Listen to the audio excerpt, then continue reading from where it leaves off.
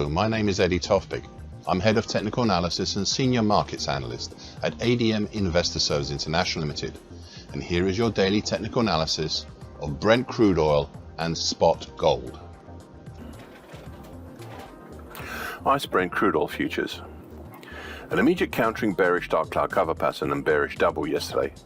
I could say it was the market not liking being above the mauve highlighted medium moving average, currently at 84.03, and the flatlining gold highlighted long moving average, currently 84.32. But I suspect that the real bearish pressure was from the 50% Fibonacci line of the September-December 2023 move at 84.99, though the moving averages I'm sure played their part.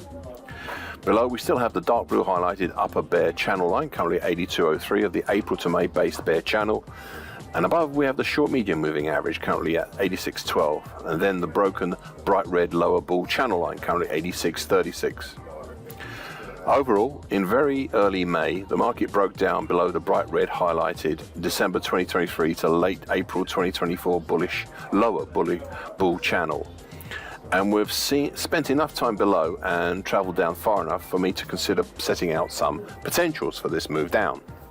Thus, a primary target X would be in the 78 even zone, with a secondary hard to reach target X2 down in the 72.30 zone. However, the break above the dark blue bear channel has thrown a spanner into the works, and I'm now considering whether the topside targets for this pattern, whether they supersede the larger, older, bright red broken bull channel. There is one other pattern I'd like to discuss, and that is the mid-March to end of April head and shoulders top with the purple neckline, currently at 86.73. We've had enough of a move lower on this one also to reach the primary target in the 82.63 zone.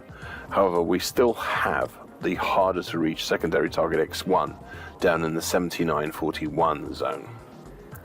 So far today, a slightly lower open and a dip below, to of all things, the flatlining short moving average, currently at 83.08, before a pullback up towards the open again.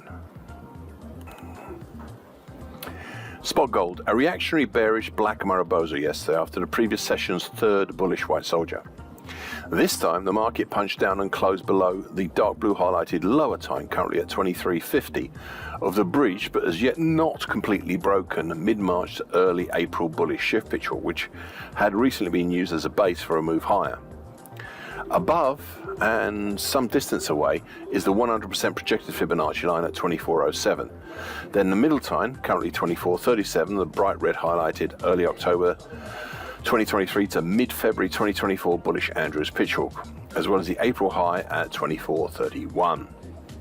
Below, we have the rising green highlighted short medium moving average, currently at 23.12, and an old projected Fibonacci line at 23.01. Okay, so in recent days I had looked at the action since mid-March to now as a possible bullish halfway hesitation, and we might still well be in the process of forming that second leg of this pattern, giving a potential topside target up in the 25.40 area, well up off the top of my daily chart. However, I'm mindful of the declines last week and again yesterday, and I'm mindful now that what has looked like a possible bullish halfway hesitation may instead end up being a double top or some other bearish pattern. So whilst I'll keep the bullish halfway hesitation idea front and center for now, I can also see alternatives just in case. So far today, well, a further test lower down to the lows of last week at the lesser projected Fibonacci line at 23.26, and testing, well, before 23.20, before, but pulling back up again as well. Really not really testing much other than a lesser fib there at the moment, but the pullback up hasn't been very far as well either. Thank you for listening. This short version broadcast gives essential market patterns and consequences. Please be aware of the risk disclaimer posted both at the front and the back of this broadcast. Copyright is Eddie Tofpik and ADM Investor Services International Limited.